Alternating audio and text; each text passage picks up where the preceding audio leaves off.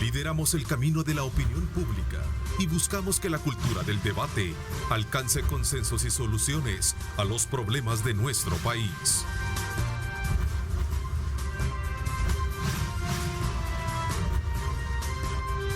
Diálogo con Ernesto López.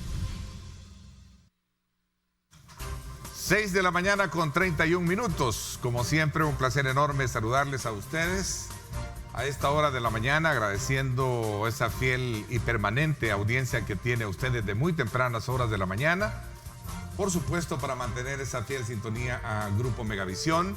Gracias de corazón por ese puesto que nos ubica siempre con ese grado de credibilidad que nos distingue con el esfuerzo y el trabajo que hacemos, tanto los que estamos frente a las cámaras como aquellos que están detrás de ellas. Así es que desde ya, muchísimas gracias a Dios Todopoderoso por darnos ese honor de poder estar colocado bien en el nivel de audiencia y credibilidad en nuestro país. Esta mañana quiero darle la más cordial bienvenida al ministro de Salud, al doctor Francisco Alaví, con quien sin duda alguna vamos a hablar de muchos temas que están sobre la mesa, tratándose como el caso del certificado de la prueba de COVID-19 para viajeros. Vamos a hablar también de esta proyección que se tiene de convertir el hospital de Cisco ya en una escuela de medicina como parte de una proyección que se ha planteado, entre otros aspectos que tienen que ver con los cercos sanitarios que se están llevando a cabo en el oriente del país. Ministro, bienvenido, gracias por acompañarnos. Buenos días, un placer poder estar acá y un saludo a toda la población salvadoreña. Creo que es muy importante que platiquemos de los eventos recientes que están sucediendo en el contexto de la pandemia, cuáles son las actividades, cuáles son las acciones que el Ministerio de Salud ha establecido y sobre todo cuál es el origen de estas acciones, la necesidad y la importancia de por qué todos los salvadoreños debemos cumplir las medidas sanitarias. Voy a comenzar, ministro, quizás yéndonos al occidente, al oriente del país, precisamente con la colocación de estos cercos sanitarios, el primero en Corinto y luego en San Francisco Gotera. ¿Por qué razón se han llevado a cabo? Usualmente nosotros hemos venido realizando unas pruebas de tamizaje que todos los salvadoreños conocen, el desplazamiento de las cabinas móviles en las cuales se realizan alrededor de 300 pruebas. Y nos llamó la atención que cuando esas pruebas se trasladaron, o esas cabinas se trasladaron a la zona del oriente, específicamente a Corinto, hubo un incremento inusual de la cantidad de casos positivos, reportándose en una primera fase 25 pruebas positivas de las 300. Al siguiente día, cuando se completó el procesamiento de esas muestras, se obtuvieron 22 resultados positivos más, obteniendo 47 muestras de las 300 positivas, lo cual nos ponía en un porcentaje bastante alto para una población que estaba siendo tamizada. Es por eso que se inicia esta actividad, este decreto, este cerco sanitario. Este cerco sanitario tenía como opción, en primera instancia, limitar la transmisión de persona a persona, conocer de alguna manera qué era lo que estaba sucediendo. Por eso desplazamos al siguiente día el testeo más de 1000 pruebas, más a las 300 que ya se habían realizado, con un objetivo: obtener una muestra más significativa. En ese momento también en paralelo se limita la circulación de alguna manera en el municipio con un objetivo. Cuando nosotros implementamos un cerco sanitario debemos verificar dos cosas.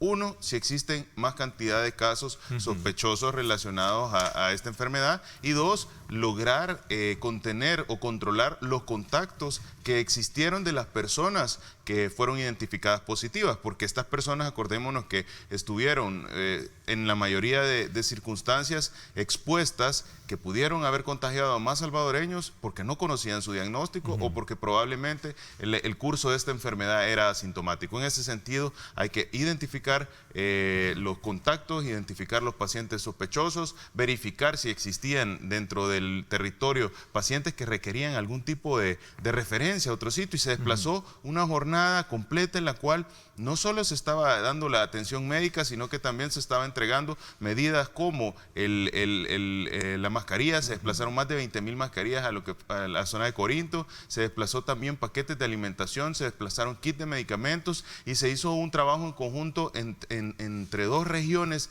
de salud del primer nivel de atención para poder dar la cobertura a Corinto. Luego, al obtener el resultado, verificamos que la cantidad de casos, si bien es cierto, había sido elevada, pues no había sido una cantidad en la cual pues se saliera del parámetro, entonces se decidió levantar el cerco sanitario, pero se hizo un trabajo en el territorio. Todo esto, ministro, se da bajo parámetros inminentemente legales, Sí. no violatorios al aspectos que tienen que ver con el tema de tránsito y derechos, otros que son aspectos que han estado en boga de la discusión legal.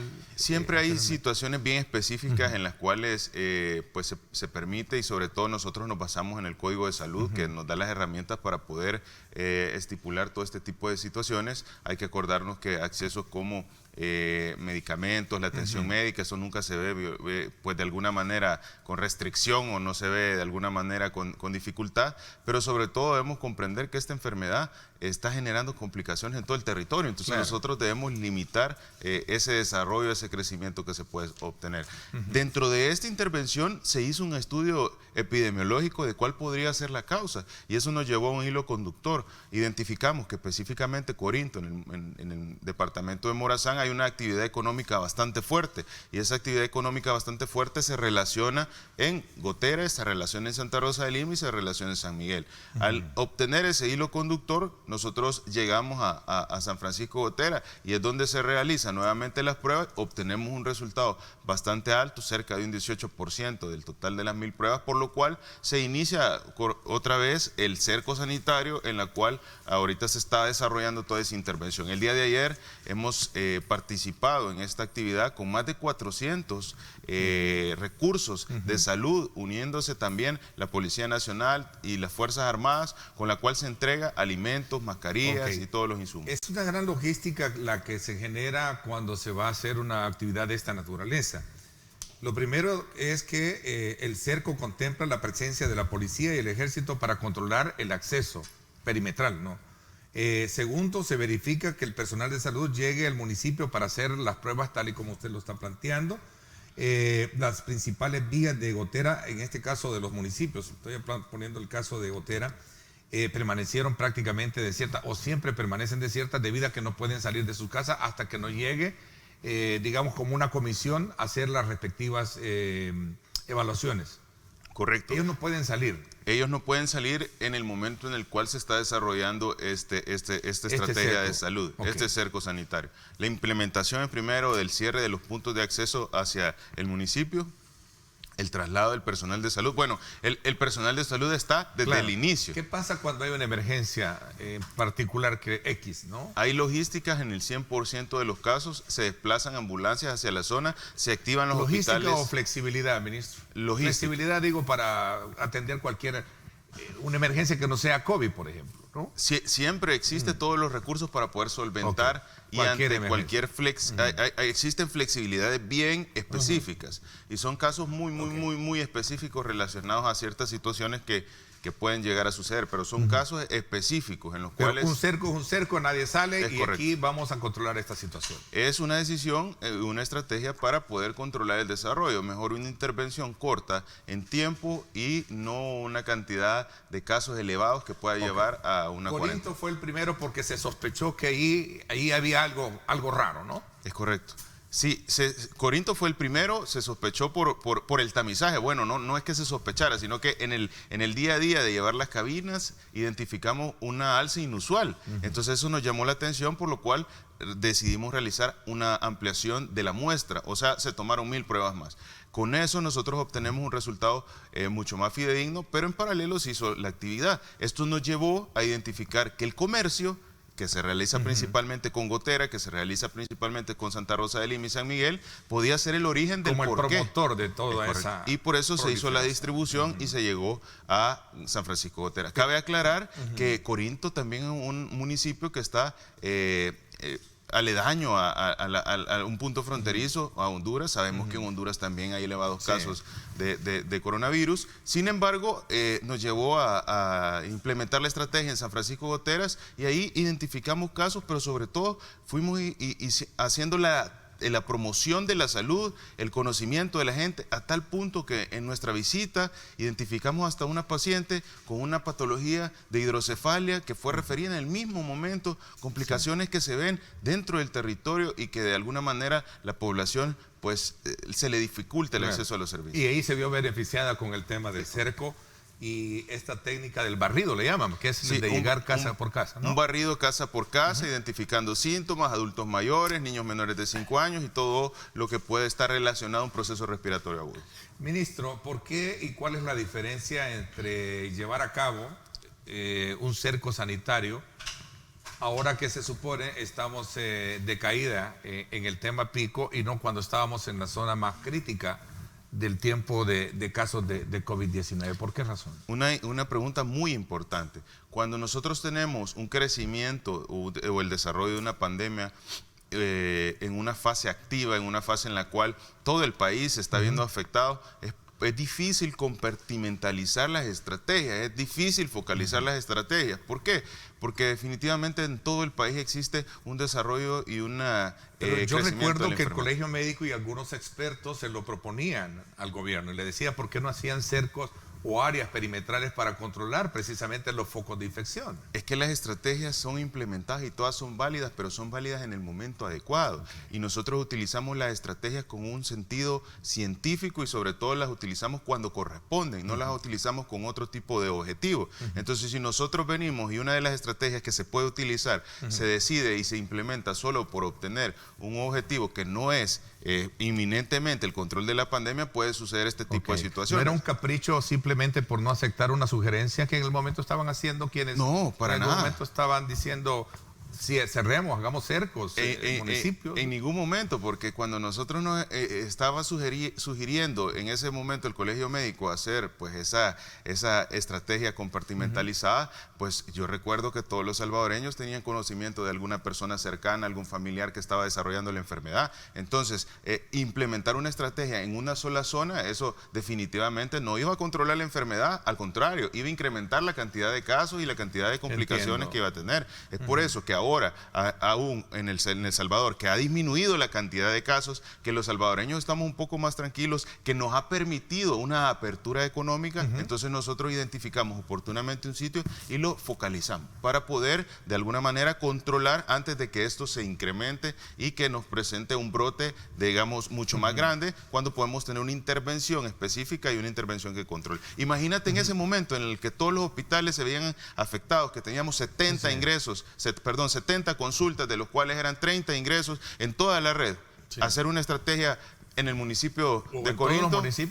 Todos los municipios que se decía, bueno, hagámoslo por municipio. Primero, el recurso personal de salud no iba a dar para eso. Abasto. Segundo, la estrategia no hubiera funcionado porque hubiéramos tenido en todo el territorio. Entonces, yo creo que todas las estrategias que ya se estipulan para el control de este tipo de enfermedades son válidas, pero son válidas cuando se aplica en el momento adecuado. Estos cercos sanitarios son producto de una estrategia que ya venía o es la que viene implementándose desde un principio entonces. Desde el inicio se ha implementado la estrategia para el control de la pandemia y claro ejemplo de eso no solo es que los salvadoreños conocen de la enfermedad, no solo es que nosotros al verificar en los cercos sanitarios el cumplimiento de las normas, si nosotros identificamos en San Francisco Gotera hasta protocolos de bioseguridad en las casas en las cuales se tiene una venta de tortillas. O sea, eso es el resultado de la promoción de la salud, eso es el resultado de que las estrategias que se tomaron desde un inicio han sido funcionales y que la población está cumpliendo.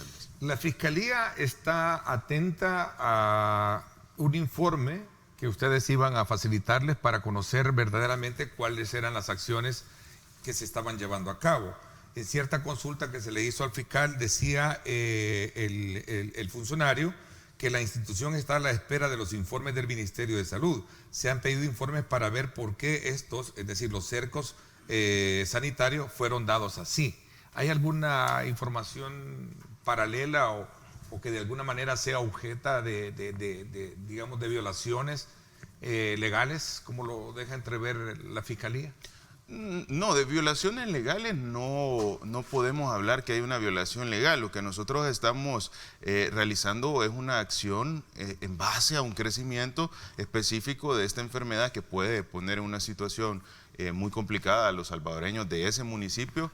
Estamos realizando una estrategia. Porque esta experiencia me recuerda mucho lo que sucedió en el caso con el Puerto de la Libertad, donde el fiscal llegó incluso a pedir información y lo primero que dijeron es que no hay información, váyase, ¿no? Eso fue lo que le dijeron los militares.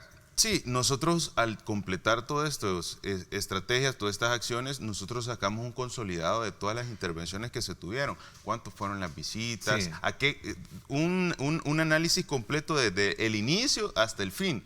¿Por qué se inició un cerco sanitario? ¿A qué corresponde el inicio de un cerco sanitario? Y esto tiene que ver mucho en relación a la identificación de casos. Eso tiene que población. justificársele al fiscal, a la fiscalía, para que no vea que es de alguna manera, digamos, como limitarle el derecho de tránsito a una persona que no lo puede hacer, ¿no? Nosotros no hacemos un trabajo o un reporte para X o Y institución. Nosotros emitimos un resultado de nuestra estrategia sanitaria, y ese resultado de nuestra estrategia. Por ser responsabilidad para velar por la salud. Tiene un inicio del por qué, tiene un contexto que se realizó y tiene un final del por qué se finalizó, y eso es un resultado que nosotros lo realizamos siempre que hacemos una intervención, y está a disposición de las autoridades que corresponde su análisis para su valoración. Sin embargo, esto no se trata de una acción que tenga que ver con otro objetivo, más que con el objetivo de controlar un posible brote, un posible crecimiento desproporcionado en un municipio específico. Estamos claros en eso.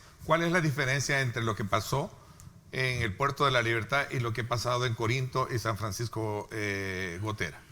Hay una situación bastante compleja. ¿Cuál es la diferencia entre ese limbo de legalidad que, digamos, se puso en tela de juicio, ¿no? En efecto, los dos...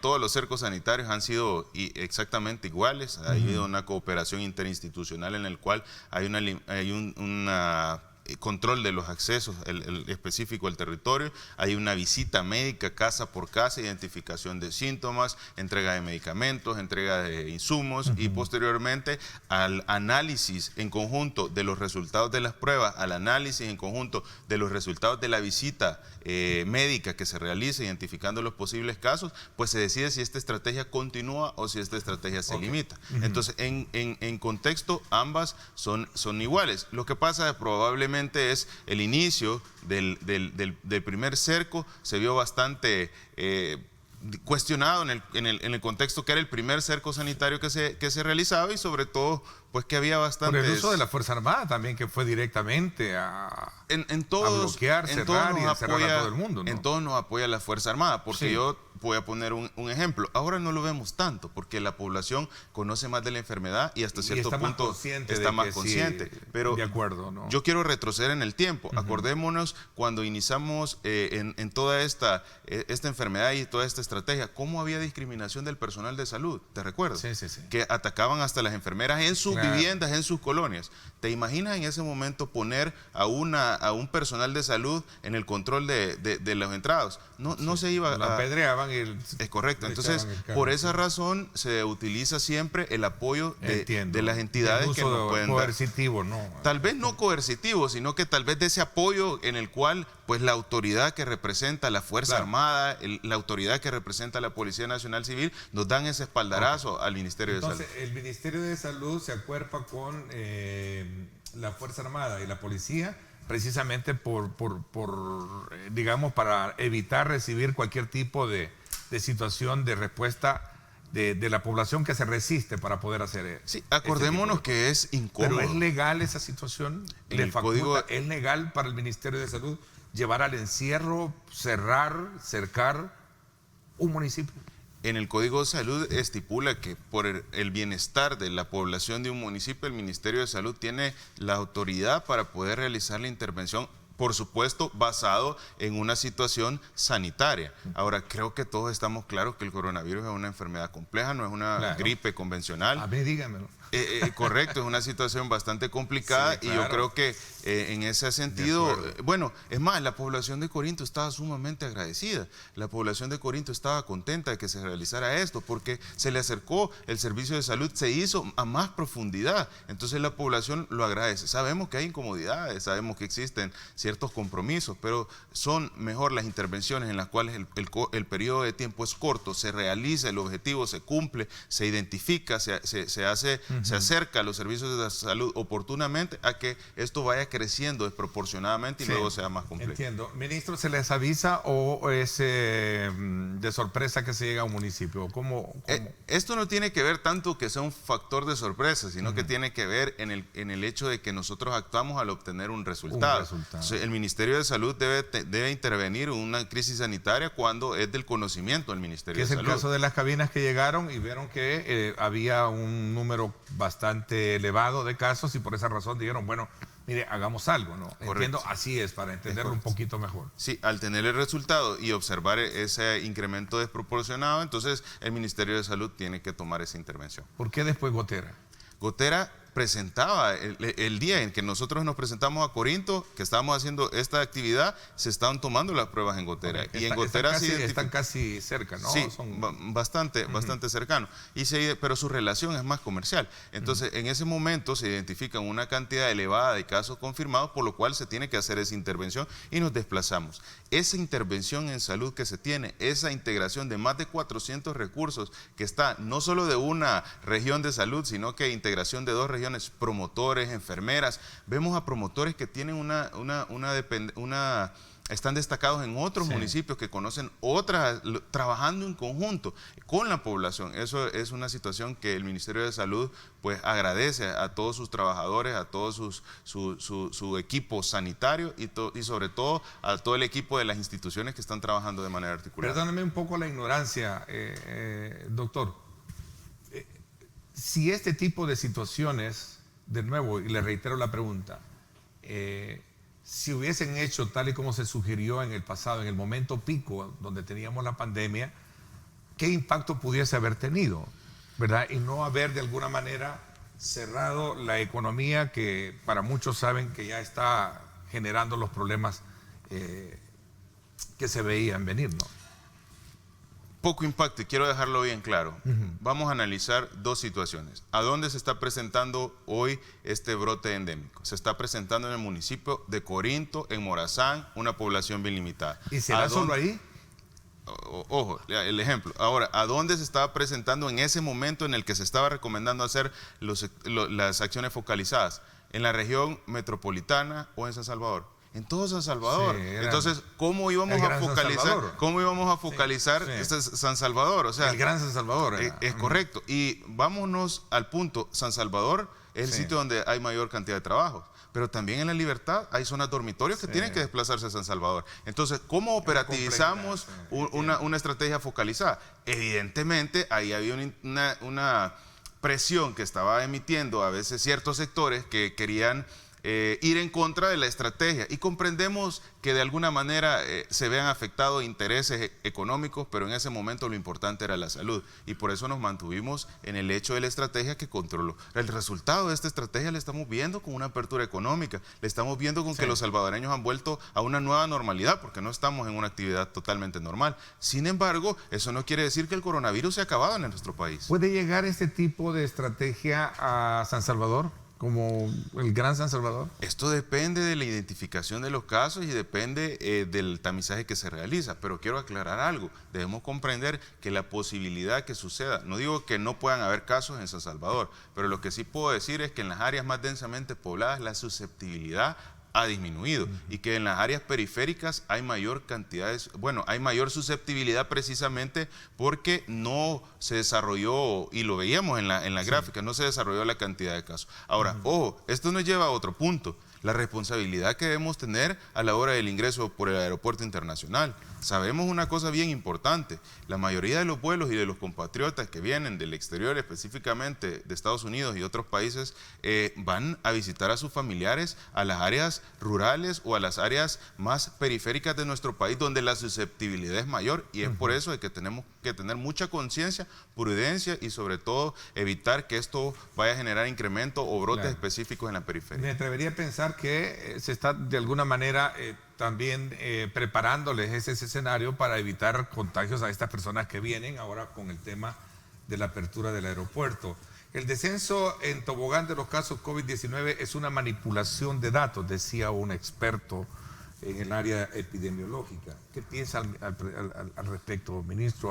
Hablando precisamente o concatenando un poco lo que está pasando en Corinto, lo que está pasando en Morazán, entiendo que también va San Miguel como otro foco en el cual se puede lograr establecer el cerco sanitario, ¿no? Sí, San Miguel ya se está procesando, era una muestra bastante grande, se va a terminar de procesar hoy en la mañana. Nuestra capacidad de muestras, lo hemos mencionado, son de 2.000 a 2.400 máximo. Hemos procesado una cantidad de 3.400 pruebas y de alguna manera esto nos pone en una situación difícil. Sí. Ahora, en el caso del descenso del tobogán de casos de COVID, pues yo quisiera mostrarle, por el colega que está mencionando, estas son imágenes en las cuales tenemos descensos en tobogán. Por favor, muéstrenme en países que han pues tenido esa afección. Italia, pues esos no son datos que yo estoy inventándome. Alemania, Chile, entonces... O sea, la reducción no solamente es en nuestro... Es correcto. Estos países lo han experimentado, Alemania y Chile, ¿no? Esa tendencia ha sido experimentada en Corea del Sur. Hemos visto de alguna manera este tipo de descensos. Entonces, como ustedes pueden ver, esto no es algo que no suele suceder. En el caso es correcto. Mire, ministro, ¿y esto por qué razón se da? Acuérdese que también tenemos que ver la cantidad de densidad poblacional que puede existir en un lugar donde inicia la cantidad de contagios. Es una enfermedad que tiene esa facilidad de transmisión. Entonces, si la mayoría de la población está concentrada en ciertos lugares, podemos observar que al incremento o a la presencia de contagio en ese lugar, pues evidentemente todos van a tener de alguna manera una afectación y puede ir disminuyendo. O es también por el hecho de, digamos, por el comportamiento de impacto que tiene la enfermedad, que a unos les da no con los mismos síntomas que pudo haber tenido este servidor que estuvo casi al otro lado, ¿verdad? Pero a otros a lo mejor les dio una simple gripe, ¿no? Es correcto, o sea, ahí es el resultado de varios y entonces como que ya el virus como que ya planó, no sé, perdónenme un poco el término. Sí, son varios factores. Okay. Uno de ellos es el hecho de que se vea afectado áreas densamente pobladas. Otro de ellos es que las estrategias sanitarias que se están tomando comiencen a dar resultados, que la población, al ver la dificultad que está generando esta enfermedad, cumpla con los protocolos, utilice las mascarillas, se lave las manos. Y eso se está haciendo. Yo veo que la mayoría de la población está cumpliendo. Todos estamos bajo esa... Me atrevería a decir que El Salvador es uno de los países que ha realizado y ha cumplido con el protocolo básico, el utilizar la mascarilla en un muy buen porcentaje. Sí. Vemos países en los cuales no utilizan la mascarilla. Sí. Entonces, de alguna manera, El Salvador ha estado muy comprometido. Yo creo que los resultados son positivos y creo que la población se ha comprometido para que estos resultados se obtengan. Ahora, hablar de la gráfica, de la disminución, de la tendencia, no es algo que realmente traiga un beneficio para la población y evidentemente hay suficiente datos científicos que puedan respaldar de alguna manera que esta tendencia pueda presentarse. Entonces, en ese sentido, yo creo que debemos apoyar a que la población continúe con el compromiso y que venga realizando las actividades. Interesante. El domingo hubo un pequeño repunte de lo normal que veníamos experimentando, ¿es cierto, no? Sí, se observó una cantidad de 245 casos, una cantidad elevada de lo que veníamos experimentando. ¿No? Esa cantidad corresponde a 182 casos positivos específicamente de San Francisco Gotera. Por eso nos trasladamos a San Francisco Gotera a continuar con toda la actividad y a ese control de crecimiento. Ahora, debemos esperar los resultados de San Miguel, están pendientes los resultados de Santa Rosa de Lima. Este día están nuestras cabinas haciendo un testeo en la zona de Cacaopera para poder ir identificando cuáles son la situación del oriente de nuestro país, específicamente en los municipios que se relacionan económicamente. Yo recuerdo que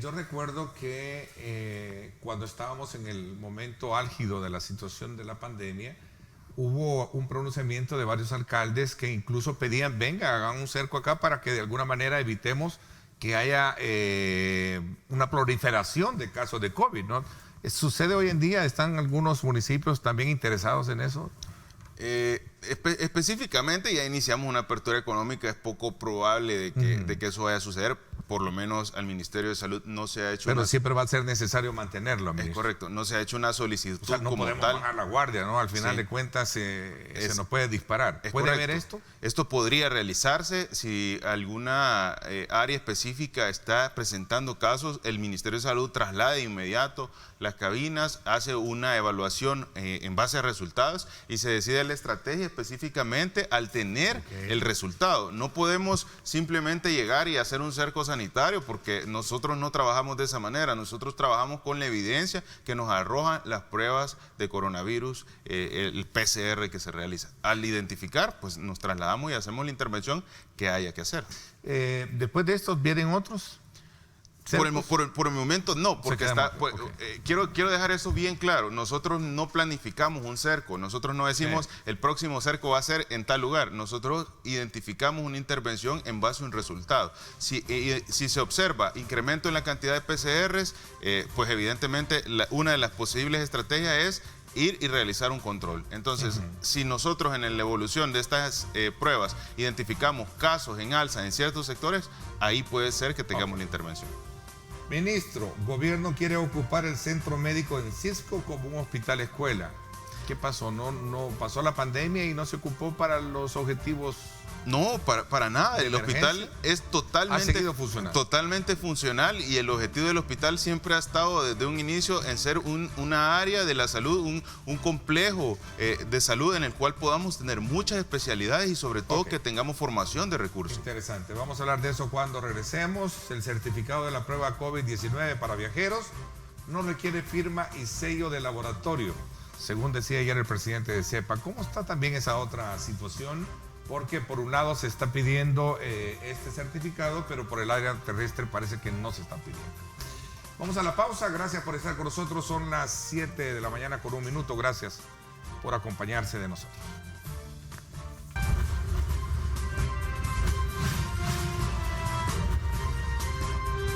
Diálogo con Ernesto López. Estás viendo Diálogo con Ernesto López.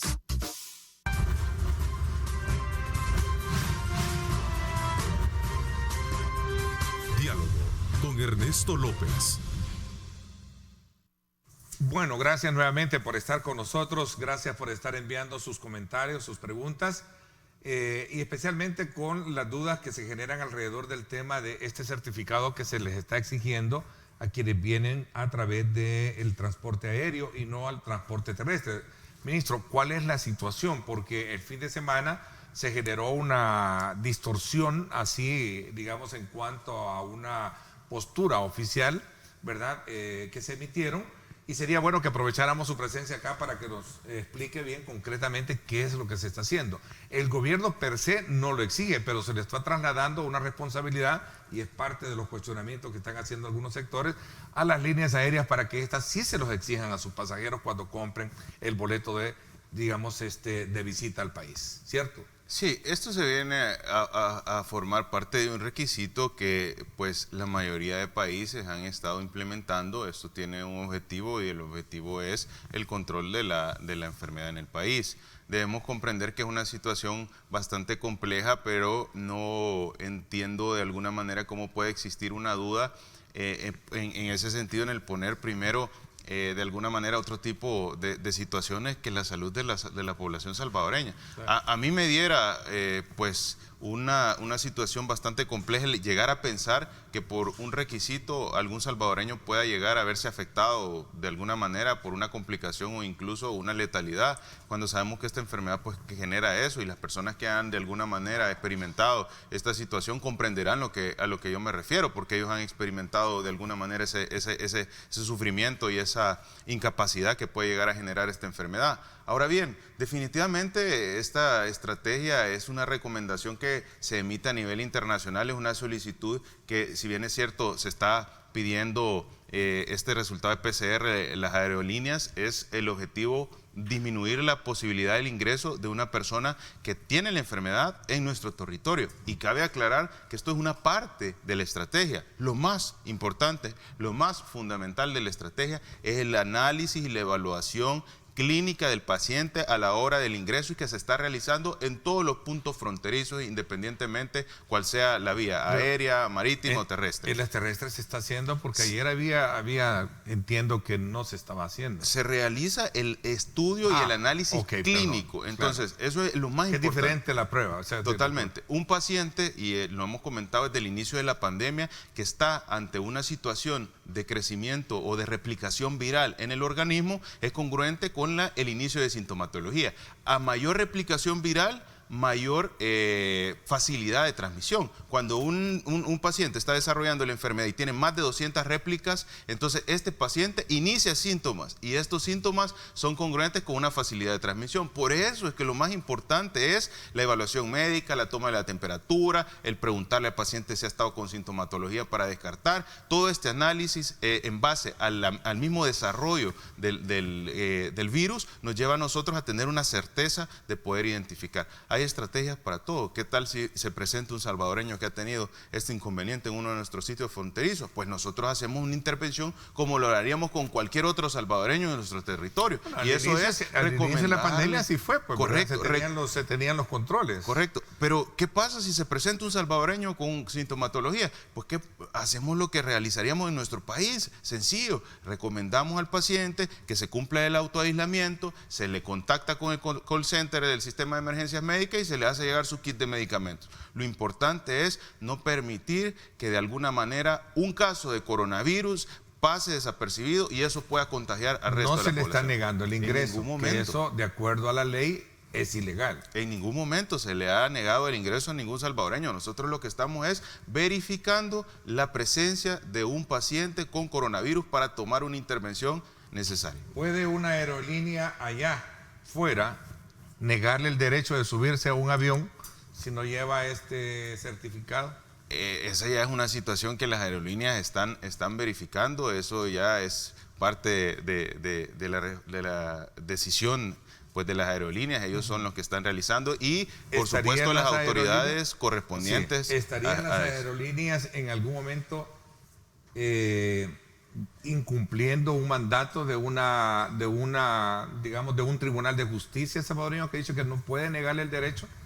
Lo que pasa es que... Ahí está el dilema, ¿no? Sí, lo que pasa es que el gobierno del presidente ha sido bastante claro, vea, al solicitar que las aerolíneas que tienen que exigir esa prueba de PCR para el ingreso al país, que deberá presentarse impresa y y es bien claro el comunicado, que no es necesario el sello ni la firma. Es el comunicado, esa es la decisión que se ha realizado. ¿Y entonces qué chiste, perdóname el término, qué chiste tiene eso si no lleva el sello Pues nosotros confiamos... No lo podemos conseguir en cualquier lado, entonces. Sí, nosotros confiamos que la población salvadoreña, pues, tiene bien claro que esto es un tema sanitario, que esto no es un tema que debe prestarse para pues en este momento tratar de ser muy audaces y de alguna manera pues poner en riesgo a su propia familia. Entonces nosotros consideramos que pues ante la situación que la pandemia ha generado, ¿y por qué traigo esto ante la situación que la pandemia ha generado? Porque precisamente el realizar las pruebas ha sido un punto clave y ha sido un punto grande en todos los países, que imagínate en este momento estar el sello, la firma y todo. Entonces todos los países han tomado decisiones en las cuales la mayoría es de manera electrónica. Casi el 100%, y aquí quiero aclarar, casi el 100% de los resultados que son emitidos tienen algún tipo de certificación. Entonces, en ese sentido, nosotros pues dejamos claro de que, aunque no es un requisito que venga sellado ni firmado, porque no es el papel impreso el que van a sellar y firmar, sino que en la imagen que ya viene impreso, la mayoría trae una certificación de una persona que realiza. Sin embargo, para no generar dificultades a la población, solo queremos saber si un paciente o un salvadoreño que va a ingresar a nuestro país tiene la enfermedad o no. A ver, es bien importante lo que voy a decir. Parece ser que hay una división entre quienes verdaderamente valoran la necesidad de hacerse esa prueba y entre quienes se vuelve un poco incómoda la situación. Sobre todo me da la impresión que por cuestiones de tiempo, me da la impresión. Voy a verlo así, de esa manera, bien inocente. Pero tenemos que recordarnos algo. El presidente de la República no solo está velando por un sector, está velando por la mayoría de la población. A eso voy, porque al final de cuentas, las personas que en algún momento ya han hecho uso de este recurso de certificarse para viajar, se sienten seguros de que no traen ellos, ¿verdad? Pero se sienten inseguros que a lo mejor otros que no lo traen los pueden contagiar. Pues entonces ahí está el dilema. Y por eso lo estoy planteando así de esa manera, ¿no? Sí, es una situación complicada, pero pues nosotros como institución que vela por la salud de la población, claro, jamás vamos a estar del lado en el cual haya más posibilidades de contagio, haya más posibilidades de complicaciones y por supuesto haya más posibilidades de que un salvadoreño pierda la vida. Eso iría en contra de los principios de la cartera de Estado que yo represento. Eso no va a suceder. Nosotros vamos a dar todas las recomendaciones en base a velar por la salud de los salvadoreños, y a veces eso puede incomodar. Y por esa razón es necesario mantener los controles sanitarios, 1 y 2, la parte que le compete chequearse. Hay un nuevo laboratorio, hay segundo laboratorio ya autorizado para hacer esta. Quiero comentar, ya hay un segundo laboratorio autorizado. Hay críticas porque muy caro lo están haciendo. Es una situación complicada porque realmente el procesamiento de la muestra es complejo. No quiero justificar, ya para eso existe una autoridad correspondiente para verificar si el precio está dentro de lo adecuado, y ellos deben de hacer todo el análisis de esto. Sin embargo, lo que médicamente puedo decir es que es una prueba compleja y que requiere bastante habilidad técnica y bastante equipo técnico para poder realizarlo. Ok, es el segundo. El segundo laboratorio. Con esto los salvadoreños pueden tener acceso inmediato a la prueba, por supuesto indicada por un profesional de la salud. ¿Es suficiente 2 laboratorios para de alguna manera tener mapeado, perdonen el término, no sé si es el correcto, mapeado bien un poco el país en esa materia de ver quiénes tienen o no tienen el virus? La recomendación que desde un inicio se emanó por todos los países que estaban a la cabeza de la investigación fue el testeo masivo. Okay. Ahora, recordémonos que el país tiene la cantidad más grande de pruebas en la región, con lo cual le ponemos a los salvadoreños esa posibilidad de irse identificando. Yo creo que poder decir que es suficiente es un poco complejo. Yo quisiera poder decir que es suficiente si pudiera realizarle a todos los salvadoreños la prueba de PCR, pero es una situación que es bastante complicada.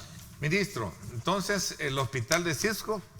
Una estrategia muy importante. Las personas que de alguna manera han tenido contacto, a veces al ver instituciones en otros países, uno se da cuenta que existen institutos o complejos de salud en las cuales funcionan múltiples especialidades y en las cuales se da una atención evidentemente dirigida a un problema sanitario que no es la gran cantidad. Para eso tenemos una red nacional de hospitales, para atender las enfermedades, las urgencias y las patologías precisas de cada región.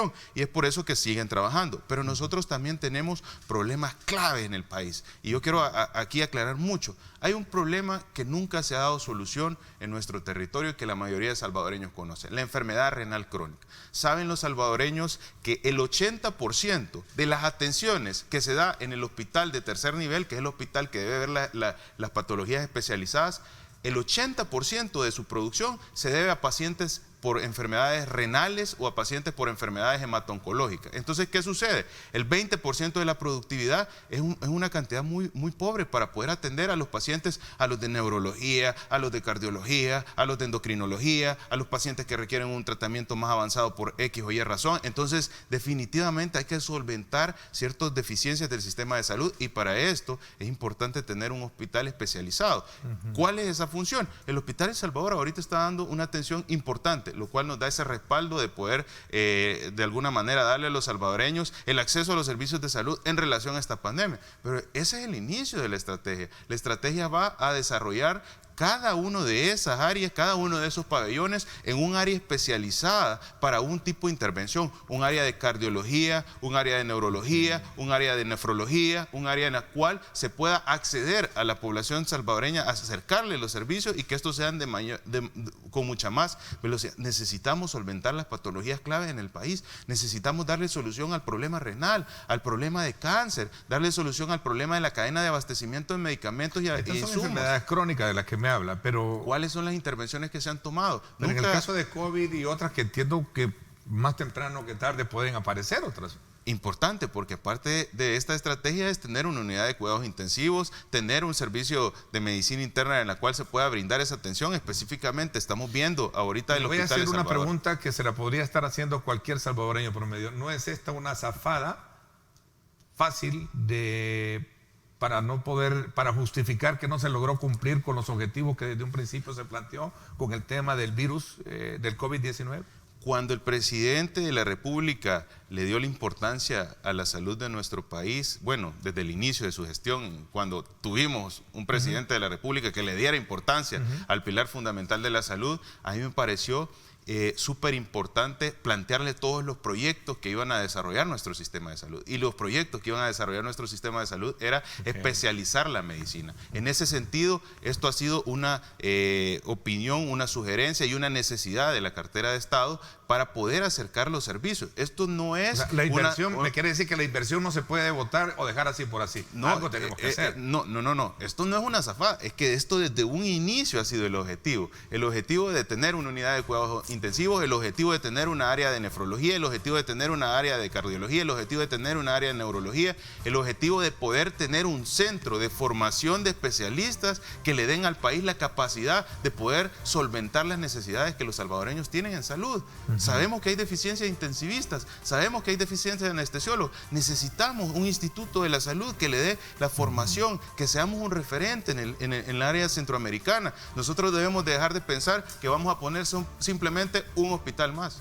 Nosotros vamos a poner el mejor hospital y un centro para especializar y que volvamos un ente en la región que sea prioridad en salud. Quitémonos la idea de que es un hospital que nació por el COVID. Es correcto. Esto no va a ser solo el hospital que nació por el COVID. Esto es un centro de la salud que va a atender, por supuesto, en este momento COVID y después va a irse desarrollando para darle el acercamiento a todos los servicios. En Chalatenango yo recibía la llamada de un colega y me decía, tenemos dificultades con los neurólogos, tenemos patologías neurológicas, pacientes que requieren evaluación, pero no tenemos el recurso. Entonces, estos se trasladan acá para la especialidad que... Correcto, no es lo mismo. ¿Cuánta es la incidencia de casos de patologías respiratorias a la incidencia de casos de patologías neurológicas? Por supuesto, la cantidad de patologías neurológicas es menor y perfectamente podemos redirigirla hacia un área especializada que va a ser nuestro Instituto de la Salud, nuestro complejo de salud, donde van a haber múltiples especialidades que de alguna manera se han visto afectadas. Otros se estarán preguntando, ¿y toda esa inversión que se hizo entonces valió la pena? Claro.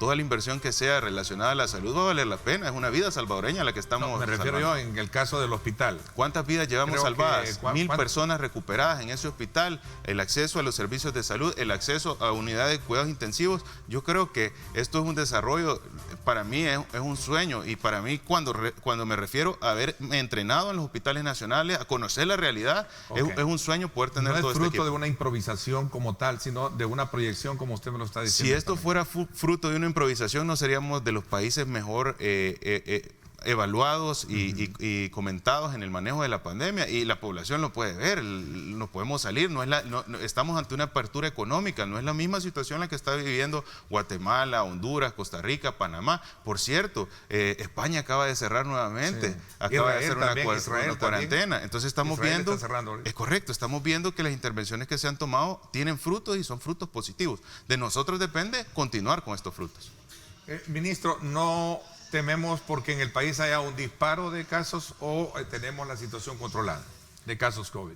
No podría aseverar lo que no vaya a suceder. Lo que sí puedo decir es que los salvadoreños y todos los sectores debemos de comprometernos porque esto no vaya a pasar. Decir que va a suceder o que no va a suceder sería una irresponsabilidad. Lo que sí puedo decirle es, debemos comprometernos todos, luchar en conjunto para cumplir los protocolos, y de esta manera vamos a contribuir a evitar que esto suceda. ¿Qué diagnóstico se le tiene del transporte colectivo, donde se suponía que podría haber algunos, digamos, problemas para la proliferación del virus? Por el momento, ¿se ha controlado la situación? ¿Se han cumplido los cánones de protocolo de sanidad? Se han cumplido, hemos todavía seguido dando esa verificación de los protocolos. Eso es muy importante, la población salvadoreña lo está realizando, el sector de transporte lo está realizando, los conductores están verificando los protocolos, y eso es importante. Vamos a seguir haciendo todo ese análisis. En un inicio, la estrategia de resultados, pero le pedimos a la población que no bajemos la guardia por ninguna situación. ¿Qué seguimiento le está dando a la demanda de la muerte de trabajadores de salud que en algún momento interpusieron, ministro? Ya se tiene todo el análisis, se tiene caso por caso a qué corresponde.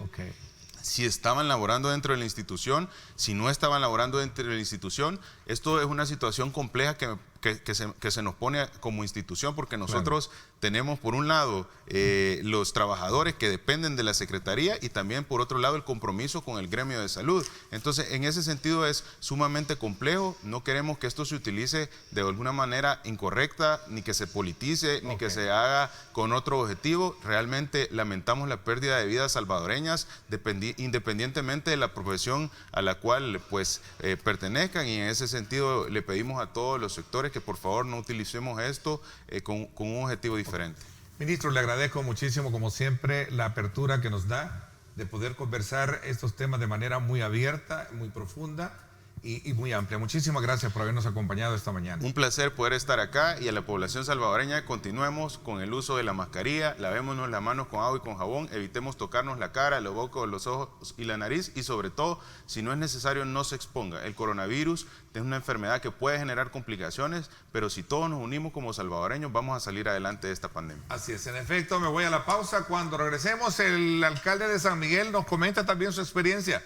Vamos a hablar acerca del tema del cerco sanitario y otros temas también que tienen que ver con la política y la coyuntura actual. Así es que viene Miguel Pereira, alcalde de San Miguel, en cuestión de segundos. Nos vamos a la pausa y regresamos con más.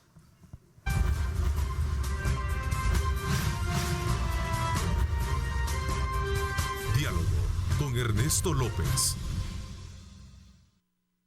Estás viendo Diálogo con Ernesto López.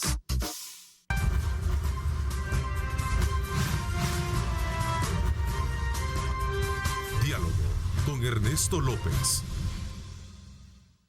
Bueno, gracias nuevamente por estar con nosotros a esta hora de la mañana. Seguimos en esta segunda parte del programa de hoy, en la que, como siempre, buscamos colocar sobre la mesa de discusión y análisis temas de mucho interés para ustedes. Lo importante es también tener esa retroalimentación, esa constante expresión que nos interesa verdaderamente conocer de ustedes, en la medida que coloquen los puntos de vista sobre la mesa del análisis que tenemos. Bienvenidos todos aquellos mensajes. Le doy la más cordial bienvenida al alcalde de San Miguel, Miguel Pereira. Gracias por acompañarnos, alcalde. Bueno, buenos días. Justamente, Ernesto, un saludo especial, y por supuesto también a todos los salvadoreños y a los migueleños en el exterior que están pendientes de tu programa. Bueno, un poco en concordancia y concatenando lo que conversaba con el ministro de Salud, hablando del cerco sanitario para San Miguel, que también arrojó ciertos datos que no dejan de preocupar muchísimo. ¿Cómo está San Miguel también con el tema del COVID-19? Bueno, nosotros hemos venido trabajando el tema del COVID-19 desde el inicio de la pandemia. De hecho, el primer cerco sanitario con un enfoque de salud pública lo implementamos en San Miguel.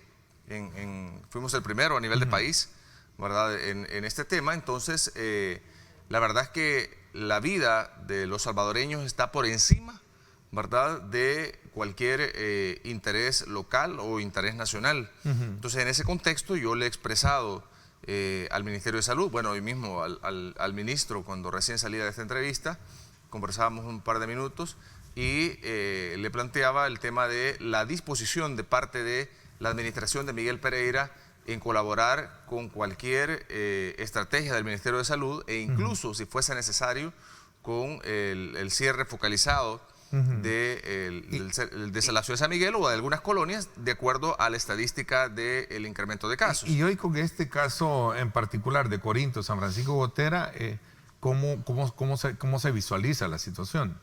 Digo, bueno, en términos del comportamiento del virus, ¿no?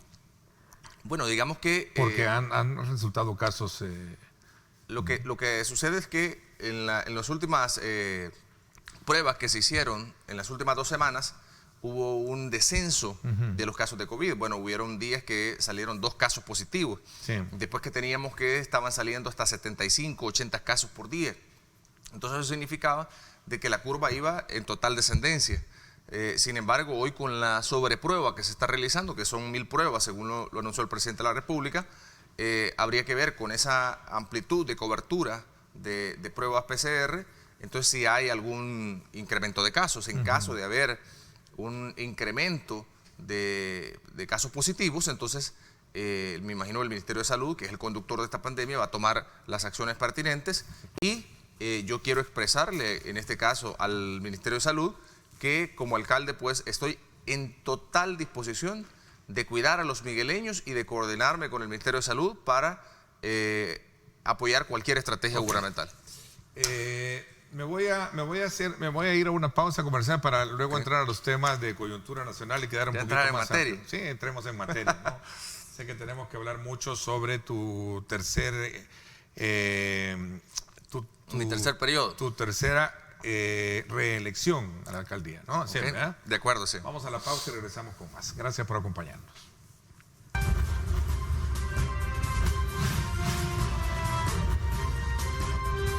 Diálogo con Ernesto López. Estás viendo Diálogo con Ernesto López.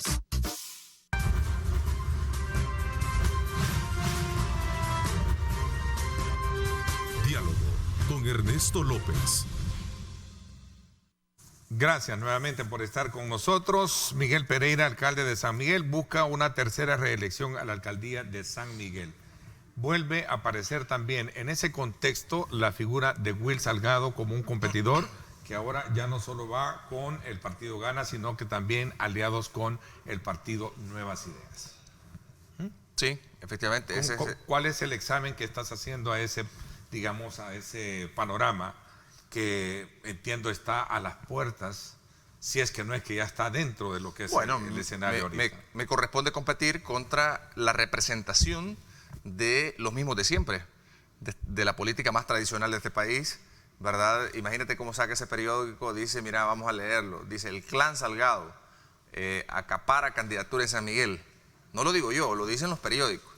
Entonces, al final es una estructura, ¿verdad? Es una estructura familiar, una estructura política que aprovecha que tiene un diputado en la Asamblea Legislativa para poder chantajear a cualquiera. Y en este caso chantajearon al presidente de la República también, ¿verdad? Porque le plantean de que si no se da esa coalición, no se va a emitir los votos de un sector de Gana en el seno de la Asamblea Legislativa y automáticamente pues el presidente tiene que ceder y dar el aval a esa parte a que haya esa coalición. Pero chantaje para el presidente. Sí, yo creo que en este caso el presidente es una víctima de la estructura Salgado, porque ha sido prácticamente utilizada esa estructura en muchos años, muchos periodos, con todos los presidentes también para chantajear algún nivel de votos. Ahora, ¿qué es lo importante de esto? Mi adversario manifiesta en algunas comunidades en San Miguel que si él no gana la alcaldía, entonces las obras no van a llegar a San Miguel de parte del gobierno. O sea, es como creer, Ernesto, que prácticamente se va a paralizar toda la administración pública del gobierno central en el municipio de San Miguel si no ganara la estructura Salgado, lo cual es totalmente falso. Yo tengo certeza de que el presidente de la República es un demócrata y al final no va a permitir seguir en ese chantaje de la estructura Salgado. Entonces, en ese contexto, nos vamos a dedicar a trabajar, a gobernar y a hacer obras en beneficio del municipio de San Miguel, a pesar de la crisis en la que estamos en este momento, porque no solamente hay una crisis sanitaria, sino que también hay una crisis financiera. La recaudación fiscal en todas las alcaldías se ha caído básicamente, y bueno, ahora tenemos un retraso del FODES también de 4 meses, abonado a eso. Entonces, el llamado incluso que están haciendo los alcaldes a nivel nacional sobre el tema del FODES es válido, porque el FODES va en el presupuesto general de la nación y tuvo que haber sido entregado lo más rápido posible. Entonces, en ese contexto, no es fácil, Ernesto, competir contra la vieja política y la política más tradicional de este país. No es fácil para un alcalde, no es fácil para un presidente. Bueno, hemos visto cómo presidentes, desde el mismo presidente Saca cuando gobernaba, tenía dificultades en la Asamblea Legislativa, el mismo presidente Funes, Salvador Sánchez Serén, y ahora vemos que también el presidente de la República, Nayib Bukele, tampoco se le hace fácil pasar algunas cosas en el seno de la Asamblea Legislativa. Entonces, lo mismo eso se extrapola a los consejos plurales. Nosotros quisimos pasar un préstamo para titularizar y hacer el rastro municipal, hacer una inversión de más o menos 4 millones en calles, el sistema de videovigilancia. ¿Y qué pasó cuando lo sometimos al seno del Consejo Municipal? Los de Gana no votaron absolutamente nada. Bueno, es más, los de Gana no votan absolutamente por ningún proyecto. Por ningún proyecto en el municipio de San Miguel. Y no lo digo yo, lo dicen los datos y lo dicen las encuestas. Regresemos al punto. ¿La ves fácil o la ves difícil, aún sabiendo que en 2 ocasiones has derrotado a Will Salgado? Mira, Ernesto, esa última parte es importante lo que tú mencionas, porque de algo está claro el salvadoreño y de algo está claro el migueleño, que la vieja política hay que dejarla en el pasado. Y el salvadoreño es sabio, el migueleño también, y por más que tú le cambies una camiseta, ¿verdad?, a un jugador, sigue siendo el mismo jugador. Yo hacía la metáfora de Messi, hoy que se quería ir del Barcelona. Imagínate que se hubiese ido y luego viene el técnico y dice, y contrata a X persona, un mal jugador, pues, pero viene y le pone la camisa de Messi, ¿verdad? Al final sigue siendo el mismo jugador, lo único que con la camisa de Messi. Entonces lo mismo en la ciudad de San Miguel, ¿verdad? El señor Salgado es el mismo señor Salgado. A ver, pero hoy lleva consigo también un fenómeno de partido que ha venido también calando dentro del top of mind, digamos, electoralmente hablando, de los salvadoreños, pero que es el caso de Nuevas Ideas, ¿no? Claro, lo que sucede, Ernesto, de que... Que también entiendo participó, no participó. No participó, entonces, lo que te quiero plantear en ese sentido es que los acuerdos de cúpulas se quedan como acuerdos de cúpulas. Mira, el militante de Nuevas Ideas tiene claro que lo que hubo ahí en esa coalición fue un chantaje de parte de la estructura Salgado al presidente de la República en el seno de la Asamblea. Eso lo tiene clarísimo el militante de Nuevas Ideas. Yo me he reunido con ellos y nos dice, bueno, nosotros estamos claros que para el municipio vamos con Miguel Pereira, ¿verdad? Entonces, porque la elección local es una elección de liderazgo, una elección de su líder territorial. Y en este contexto, si algo tiene claro la militancia de Nuevas Ideas es no volver al pasado en este caso, en el municipio de San Miguel. Y el pasado lo representa la estructura Salgado. Entonces, en ese contexto nosotros estamos trabajando, ¿verdad?, una plataforma para que replanteemos, ¿verdad?, toda la inversión para el municipio de San Miguel, toda la agenda social que venimos desarrollando y por supuesto que este segundo periodo ha sido un segundo periodo sumamente difícil para nosotros. El COVID-19 nos derrumbó muchos de los planes que teníamos. Con la baja recaudación fiscal, el retraso en el FODES, lo que hicimos fue utilizar parte del ahorro que teníamos para hacer obras, para pagar salarios. Will Salgado perdió, si no me recuerdo, por 5,000, o no me recuerdo si por fue menos. 1.850 1.800, gracias por la 50 corrección. Votos menos que tú. Ahora va con un nuevo partido también aliado. Entiendo que también entraría Cambio Democrático. O sea, estamos hablando de números para ganar una elección. Sí, pero son los mismos votantes los que van a decidir. Es la misma muestra de votantes de la ciudad de San Miguel los que están yendo a votar. O sea, no hay nuevos votantes. No hay nuevos votantes, en tu criterio. No suma nuevas ideas. Entonces, a tu criterio, esta mañana me deja claro que Nuevas Ideas, a quienes, según tú, quedaron burlados con esa decisión de cederle a Will Salgado la candidatura, quitando a, ¿cómo se llama?, Cristian Flores. Sí. Son votos tuyos. Bueno, es parte del diálogo y parte de la conquista que uno como candidato también debe hacer, ¿verdad? Lo que a mí sí me queda claro es que muchos de ellos me han manifestado no volver a la vieja política, porque el discurso de los mismos de siempre lo representa la estructura Salgado.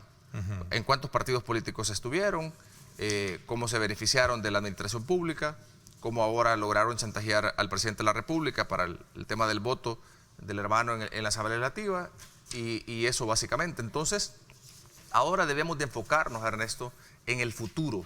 Debemos de enfocarnos en construir la ciudad que los migueleños nos merecemos. Debemos de enfocarnos en recuperarnos de la crisis financiera que nos ha dejado el COVID, que no es una crisis financiera solo de la alcaldía, sino es una crisis financiera del sector comercio, de los vendedores, del gran empresario en San Miguel.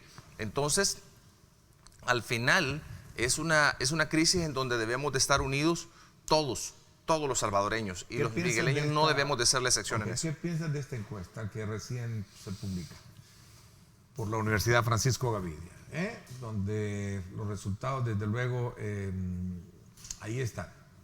Para que los veamos bien. Es para diputado, ¿verdad?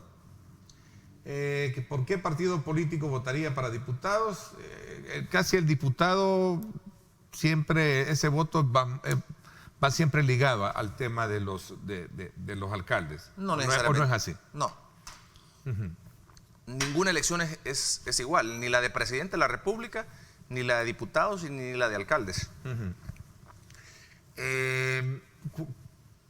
¿Cuáles son los aspectos más débiles que tú encuentras ahora con esto de esta candidatura en la que se presentan los dos partidos, Gana y Nuevas Ideas? Bueno, una de las debilidades que tiene la administración pública es la baja recaudación fiscal, que obedece a la pandemia del COVID, que hemos estado surfeando todo el año. Y que eso puede afectar mucho toda la parte de operativa de obras que pudas tener tú. No me refiero yo. Bueno, de hecho ya afectó, no es que va a afectar. A lo mejor no me expliqué mucho en la pregunta. Ahora, ¿qué tipo de debilidades ves tú en esta candidatura que están planteando Will Salgado, ¿verdad? Ahora, ¿y cuáles son las fortalezas que estás viendo también en el caso de tu administración? Bueno, la primera debilidad que tiene es que es un acuerdo de cúpulas. Y los acuerdos de cúpulas, por lo general, no se traducen en votos a nivel territorial. Y te voy a citar otro ejemplo. ¿Qué pasó en la última elección presidencial? Cuando la cúpula del PDC, la cúpula del PCN y la cúpula de la Arena deciden firmar un pacto de coalición para que automáticamente todos los votos de la elección anterior, cuando iba Salvador Sánchez Serén, se fueran con el candidato Carlos Callejas. ¿Qué sucedió? Se tradujo esa coalición de cúpulas en votos territoriales, ¿verdad? Que no se tradujo porque el ahora presidente es el presidente Nayib Bukele. Entonces justamente lo mismo, si extrapolamos ese clarísimo ejemplo al tema de San Miguel, una coalición de cúpulas en el municipio de San Miguel no es en automático. Además, el migueleño ha decidido por sí mismo siempre. En San Miguel nos mandamos solos, Néstor. Y no necesitamos imposiciones de la cúpula que diga este es el candidato y por favor ustedes militantes por fuerza tienen que votar por él. Eso es en el pasado, eso fue la política de hace más o menos 30 años en este país, que ya hay una nueva generación de jóvenes con mucho más acceso a información pública, con acceso a información en sus manos, con el celular, ¿verdad? Y ya que tiene clarísimo qué candidato a diputado, qué candidato a alcalde representa el futuro y qué candidato a diputado y qué candidato a alcalde representa un retroceso a ese avance que estamos teniendo en la política en este país. Ahora, ¿qué tipo de campaña esperas que se vaya a tener? Porque siempre han sido campañas folclóricas. Bueno, mi campaña clarísima siempre ha sido una campaña de altura, una campaña de debate de ideas y no de improperios o ataques o epítetos sobre mis adversarios políticos. A todos en la campaña pasada no quisiste debatir con él, ¿no? Sí, hicimos un debate, ¿verdad? Creo que fue en el 12 o en TCS, fue un solo debate. Recordemos que por motivo de agenda a veces es difícil poder acudir a todos los debates, pero... Recuerdo que nos menospreciaste a nosotros. No, ya va con la herida, le dije. Sacarle espina, ¿no? No, hombre. No, Ernesto, al contrario, yo respeto a todos los... Pero al final piensas debatir.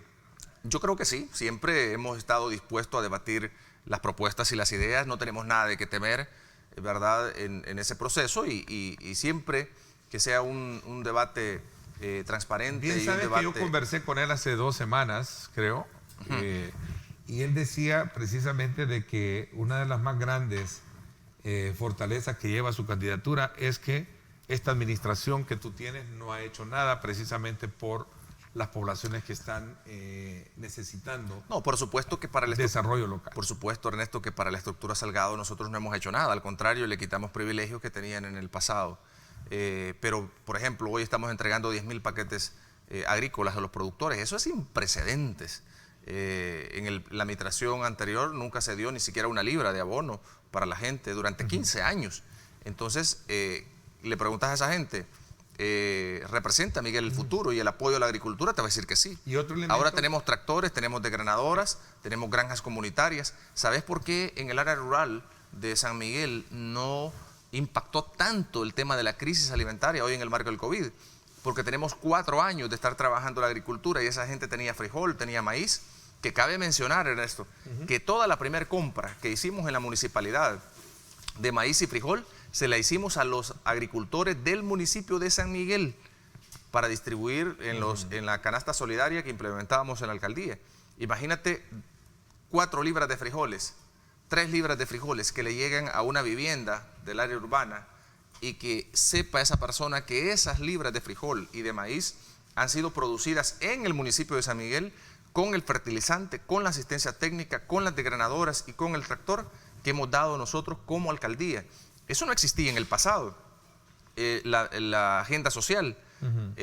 Ahora tenemos una funeraria municipal que atiende totalmente gratuito a personas cuando un pariente de manera espontánea fallece y no tiene el dinero para poder pagar una funeraria privada. El Estadio Barraza mismo. Tú que te gusta el fútbol, me imagino que varias veces fuiste a ver el Águila y veías ahí un estadio totalmente deteriorado. Ahora tiene una forma de estadio. Y la construcción de las luces del Barraza separó la construcción porque separaron los contratos de construcción, pero ya lo reactivamos nuevamente y va a un 50%. Vamos a tener luces en el Estadio Barraza. Entonces, proyectos emblemáticos como eso, el Estadio Miguel Félix Charlet, que está en la avenida Roosevelt, es un estadio, digamos, como el Cafetalón de Santa Tecla, es el símil de San Miguel. ¿Y qué teníamos en el Estadio Charlet? Y cualquier migueleño que me está viendo no me va a dejar mentir. Teníamos canchas de tierra, Ernesto. Condenábamos a nuestros jóvenes y a nuestros niños a jugar en polvo en verano y condenábamos a jugar en el lodo en época de invierno. ¿Cómo son ahora? Son canchas con grama sintética.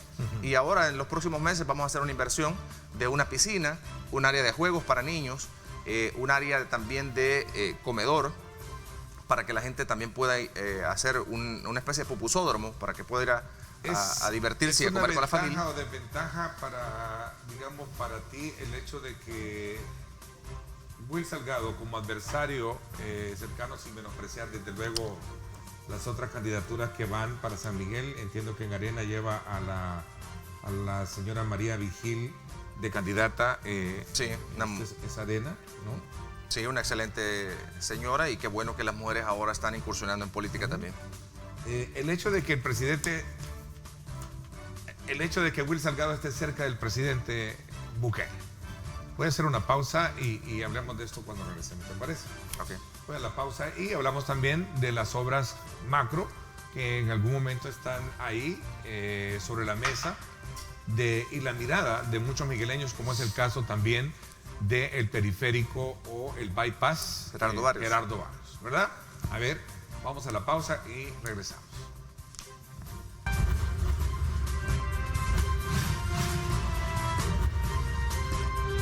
Diálogo con Ernesto López.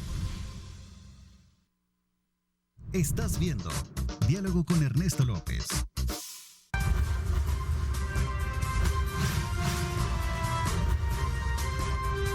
Diálogo con Ernesto López. Bueno, gracias por estar con nosotros. Vamos a aprovechar estos minutos para hablar de este elemento bien importante que también yo se la hice como pregunta a Will Salgado. ¿Es usted el ungido, le decía a él, y que eso de alguna manera representa como una ventaja competitiva para poder recuperar la alcaldía de San Miguel? ¿Qué piensas tú, Raquel? Bueno, yo creo que es el ungido de la cúpula de Nuevas Ideas, porque lo que se vio expresado en un documento de coalición... Pero él es de Gana.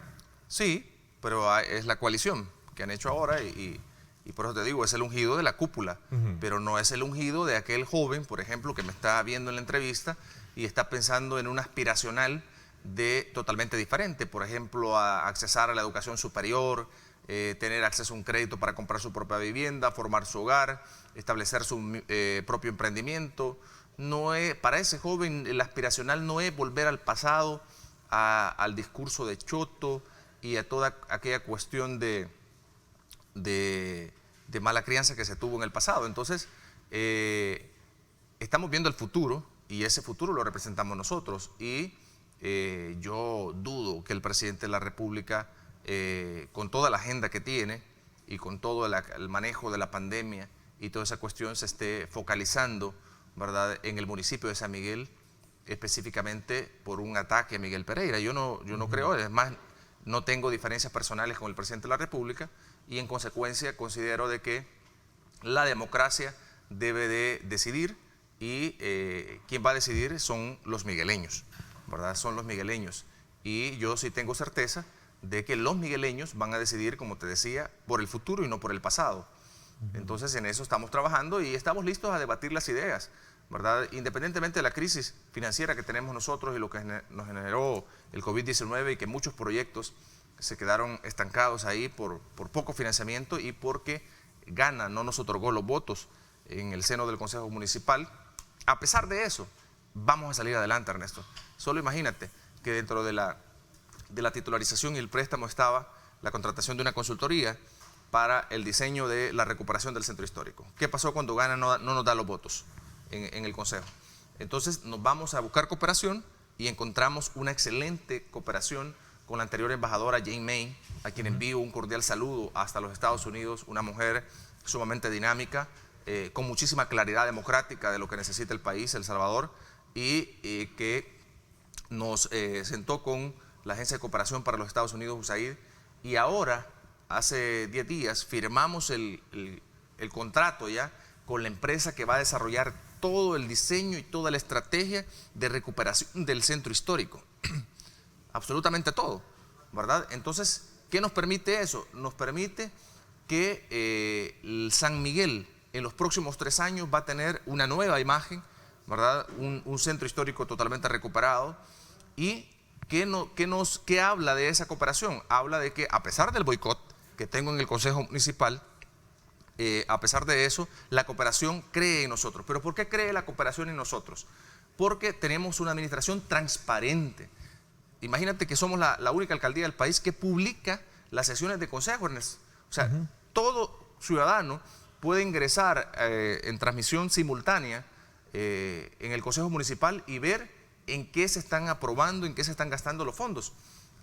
Cuando en el pasado los que gobernaron por más de 15 años nunca publicaron una sesión de consejo, ni siquiera publicaban la documentación que se giraba producto de las sesiones del Consejo Municipal. Entonces, la agenda de transparencia que implementamos nos ha permitido tener cooperación, y yo agradezco al gobierno de los Estados Unidos y particularmente a la ex embajadora, que ha sido la primera embajadora que colocó un pie en el corazón del centro histórico, en pleno mercado municipal, ¿verdad? Y eso se le agradece por todo ese respaldo que ahora está rindiendo frutos con esta cooperación.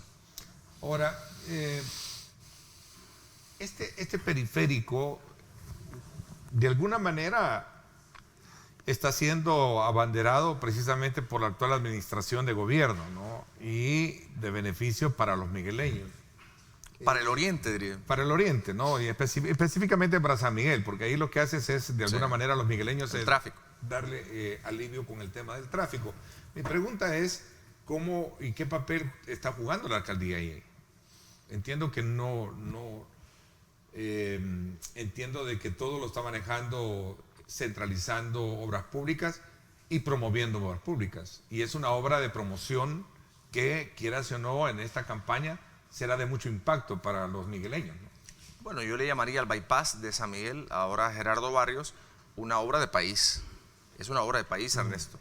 Y en ese contexto, pues nosotros, la primera vez que llegamos en el 2015, como 2 semanas después, la primera acción que hice como alcalde fue ir a interponer una pieza a la Asamblea para que agilizaran la ratificación del préstamo. Logramos que se diera la ratificación del préstamo. En ese entonces el partido de el gobierno de tu partido, o viceversa, no lo concluyó. No, lo que pasa es que faltaba la ratificación. Cuando yo entré en el 2015, solo se había aprobado los fondos. Pero como la Constitución dice de que tiene que ir a una ratificación, se ratificó en esa ocasión. Yo me reuní incluso con varios diputados de la Asamblea Legislativa, se logró ratificar y luego se lanzó la licitación internacional en el gobierno de Sánchez Serén, se declaró desierta y luego el presidente Bukele lanza la segunda licitación y ya se adjudicó.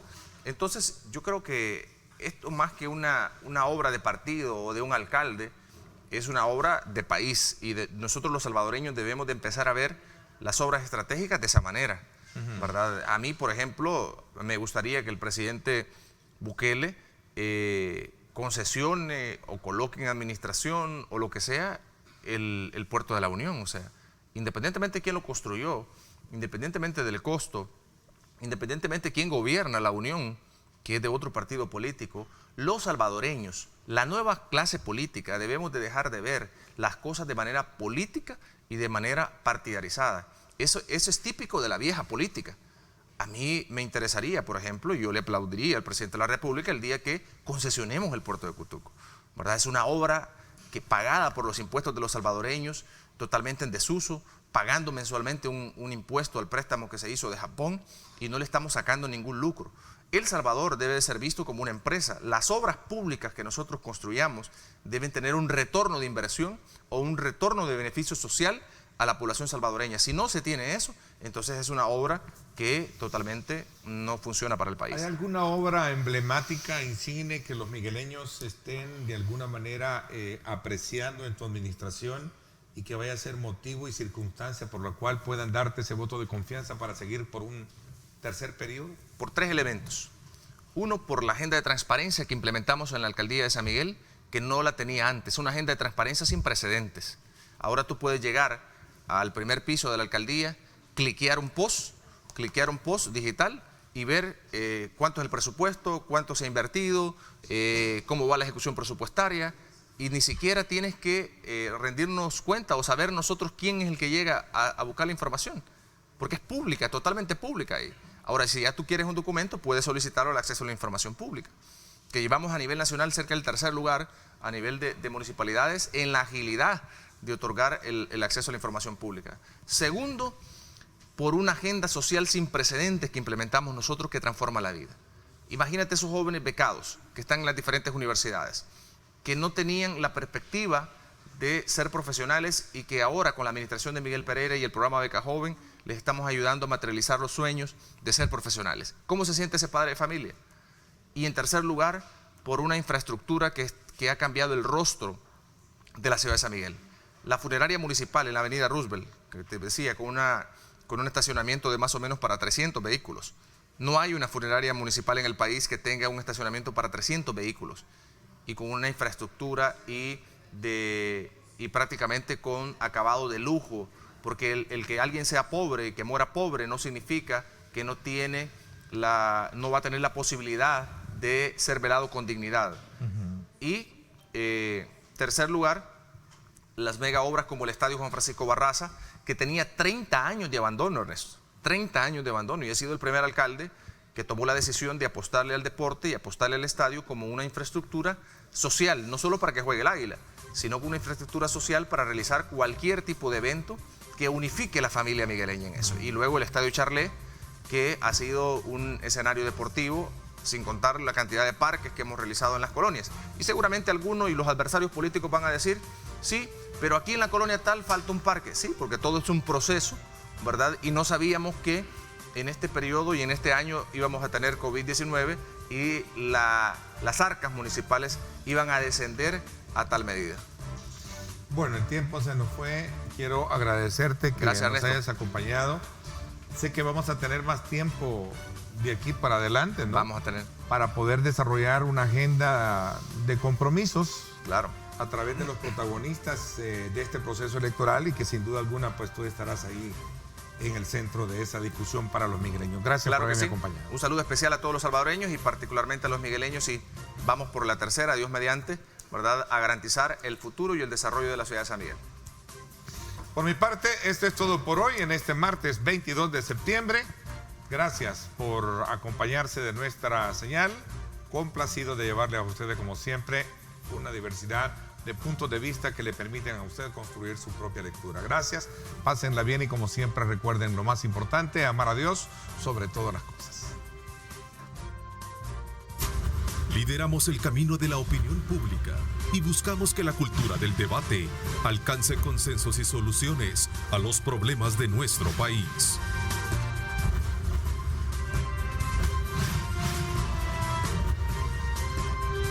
Diálogo con Ernesto López.